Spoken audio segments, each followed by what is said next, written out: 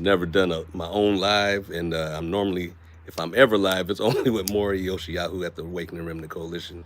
So I know my channels, it's like my third channel. My other channels got deleted. And so I'm going to try to keep my mouth right so I don't say anything that gets me deleted again. But I just wanted to get on here and talk. And maybe somebody might tune in. And if so, we could join in and talk about some things together. Um, First off, prayers for anybody that's going through this shutdown. Um, anybody that's still working in the government. I know some folks close and dear to my heart that are dealing with still having to go to work while not being promised pay, and that's a sad thing to do. That's slavery.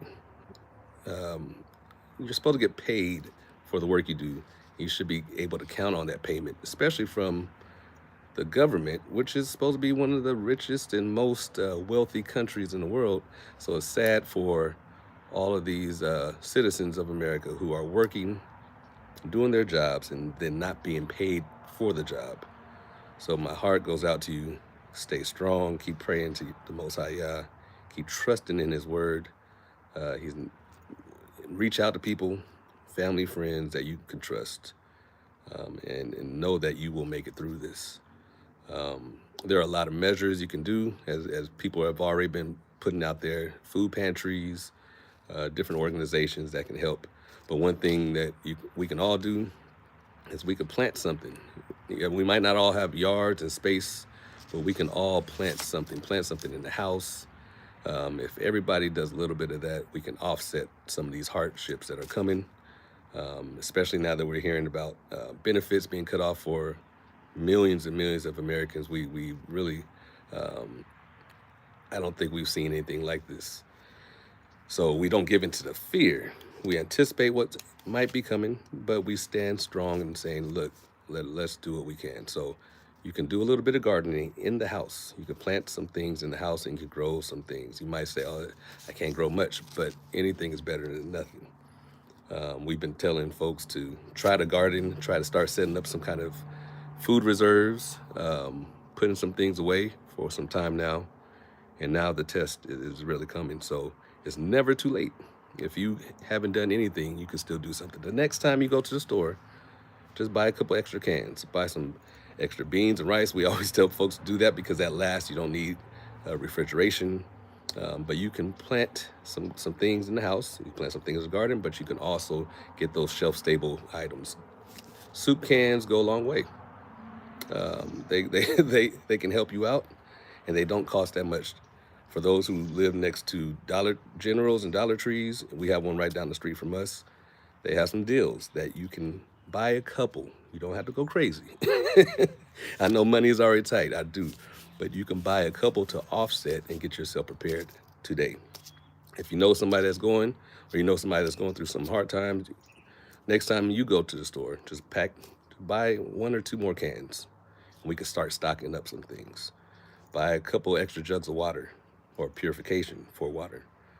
A little bit can go a long way, especially if you have a community that you could depend on. So we're not going to get into fear. We don't play this fear game. This is what I really believe a lot of this is all about. We know hard times were going to come. We believed it. That's why we've been saying for years to prepare for it. But now that we're getting faced with it, the potential. November, they're saying benefits are changing. We know, like I said already, for those who might have just come in, for those who are working for the government and now the funds are being cut, we know that these things are going to affect and continue to affect us for some time. This is not the end of it. This is the beginning. And so we can do our best job to prepare our hearts and mind more than anything to get ready for the possible famines, the possible shortfalls that will come. And the little bit that we do now can help us getting our minds in the game. So I've blogged about it. Dr. Yoshiyahu at the Ark, he's taught it for years. We've pushed that message forward. We have plenty of messages on the Awakening Remnant, on the Ark channel, Awakening Remnant Coalition. We have plenty of information on how to prepare yourself, how to do something today. We're not looking backwards, we're looking forward. So don't say, oh, I wish I did it It's not time for that. Now it's time for proactive measurements. Now it's time to get in front of it as best you can. And so we just want you to not have the fear that they're trying to instill into people. We don't want you to live by that fear. We don't want you to have that mindset where you're like, I'm not going to make it. You will make it through. You will make it through. It's going to be a little tough, but you will make it through. So prepare for it by praying first and foremost, as we know, reading your scriptures, trusting in the Most High to help you through it. Because if you pray and ask and you don't believe, what's the book of James say? it's not even worth it. You might as well not even pray and ask if you don't believe. So believe that our Father can protect us and heal us. And so that's the main thing for you to start doing now. Get your mind ready for the if the money gets cut, if the benefits get cut, if other calamities start breaking out. We know that will start making other people get a little leery and get a little watchful. I've heard some people online talking about, well, I'm just going to keep these holidays still, which is crazy to me that we're thinking about Halloween and Thanksgiving and Christmas, like making sure that these holidays get passed or that we get passed through these with excess, instead of just thinking like, I want to make it through the end of the year.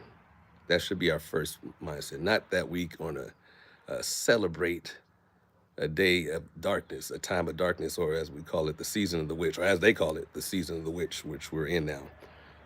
From Halloween to New Year's Day, these holidays, or as we call them, holidays, are not something that we even have to worry about trying to keep, especially those who say they believe in the Bible. For all my Christian and family and friends, they're not biblical. Halloween, as we already know, is not biblical. Don't keep it. Don't participate. Save your money. Thanksgiving, not biblical. Save your money. You don't have to go all out. Christmas, as we know, is not biblical. Save your money. Participate in things which the Most High says, which are biblical holidays, which are in the Bible.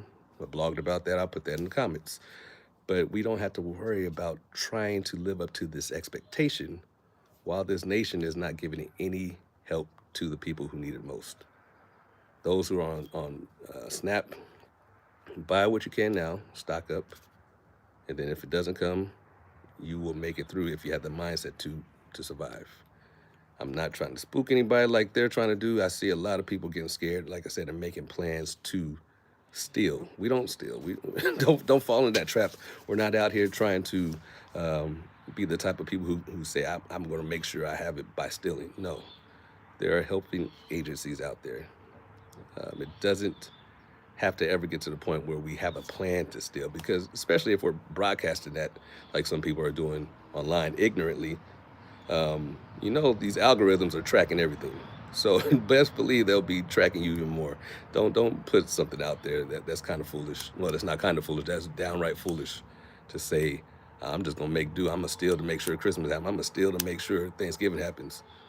Nah, don't join anybody raiding stores. That's not our way. Don't let them push you into the mindset of the world where they're happy saying, yeah, we're just going to steal to make it through. So I just wanted to get out here and real quick and share that, because I've been seeing a lot online of fearful mindsets, a lot of thieving mindsets, a lot of things for the people who you might be encountering that with family and friends. This is also a time where we who have prepared have to prepare ourselves that we can't help everyone.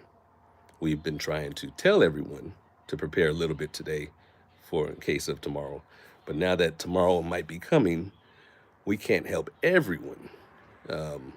So if you are one of those who already prepared yourself, you have a couple months of food, of water stored up somewhere, good for you.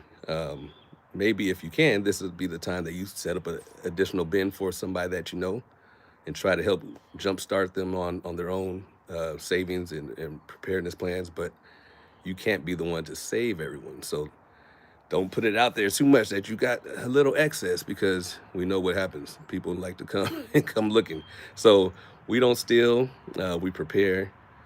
Just like Joseph in the scriptures, he prepared during the times of plenty, knowing that the times of famine were coming. So here we are standing ready, in case of the time of famine. So let us be ready now to prepare ourselves for if it comes. I just want to encourage you to do that.